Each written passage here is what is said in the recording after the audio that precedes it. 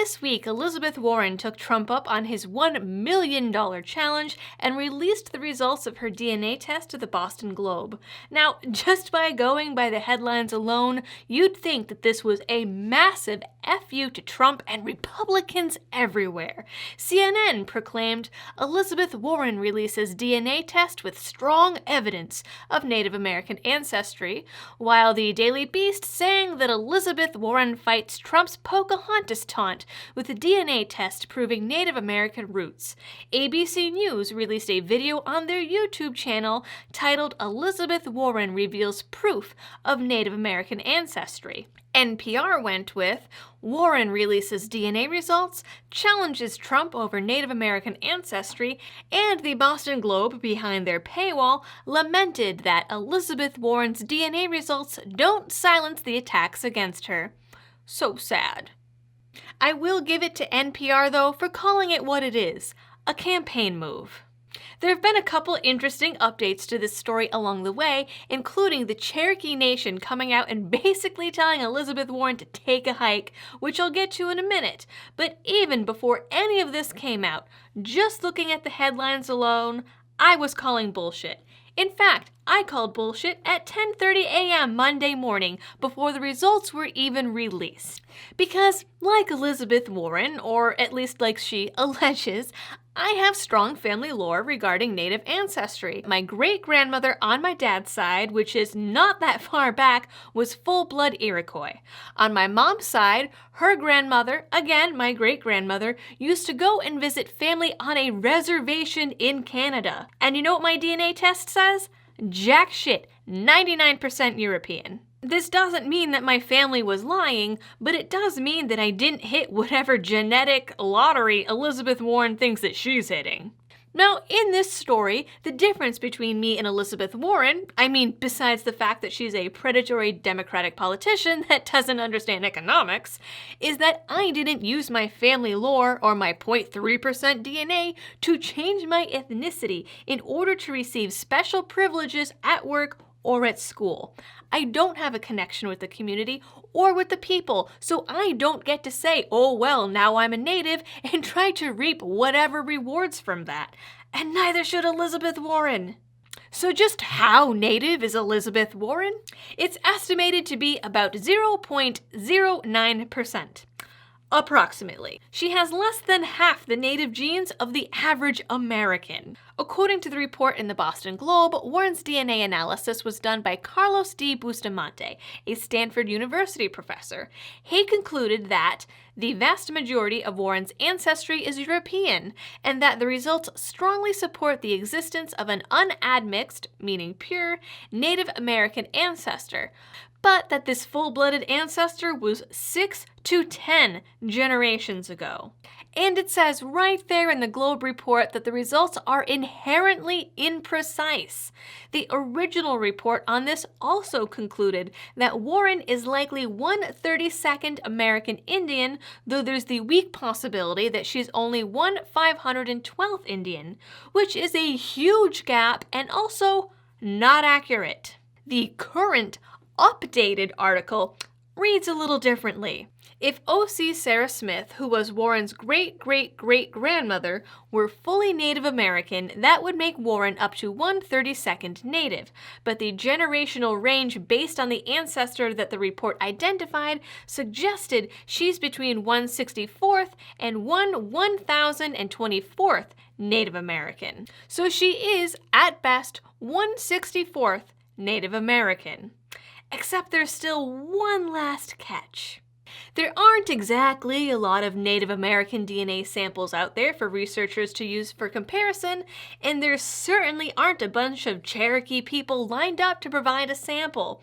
So instead, Bustamante used samples from Mexico, Peru, and Colombia to stand in for actual Native American DNA. So again, with that inherent imprecision.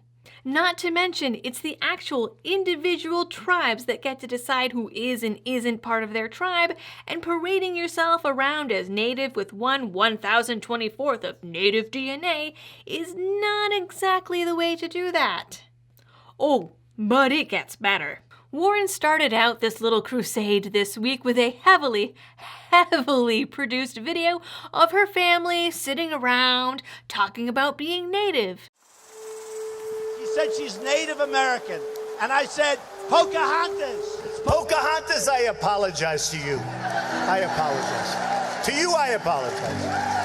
You can't tell me that this video was not a political stunt. It's offensive to me, not just as Betsy's cousin, but as a Native American. They feel like an attack on me and my mom, but mostly on my grandmother. And my mama's not around to defend herself.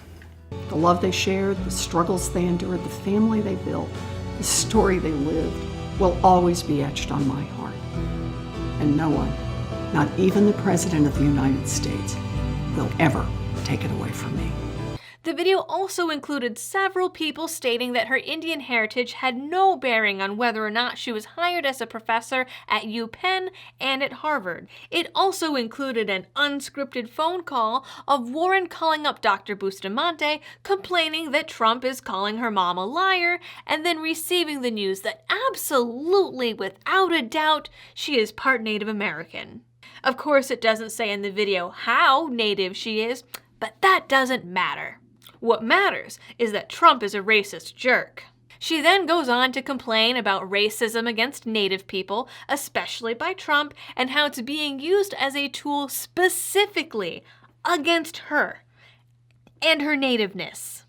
The video then goes the final step and encourages everyone to learn the facts at elizabethwarren.com/heritage, a page that again highlights the strong evidence that she's American Indian. The website just repeats clips from the video and tells everyone to join the fact squad by copy-pasting a pre-written tweet also telling people to learn the facts. The only thing it's missing is a copy-paste about how she's literally shaking right now. The issue, at least to me, isn't whether or not she lied, or her mom lied, or her grandmother lied. It's likely that there really are family stories that, at one point, she had a Native ancestor. A lot of families have those stories. The issue is that she took it, ran with it, and used it to claim some special status or to appeal to some notion of identity politics. Because regardless of whether or not her Native claims got her a job, she did list herself as Native American in the Association of American Law Schools directories for 10 years. She said that she only did it out of hope that she'd get invited to some fancy lunch, but doesn't explain why Harvard then touted her as a minority hire as proof of their diverse faculty.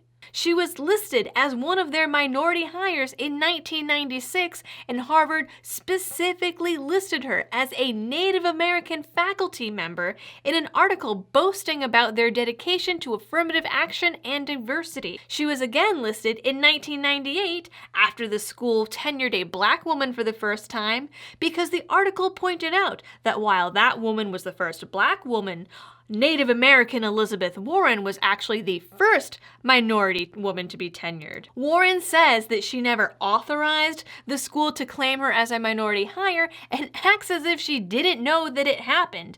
But it wasn't just Harvard. UPenn did the same thing.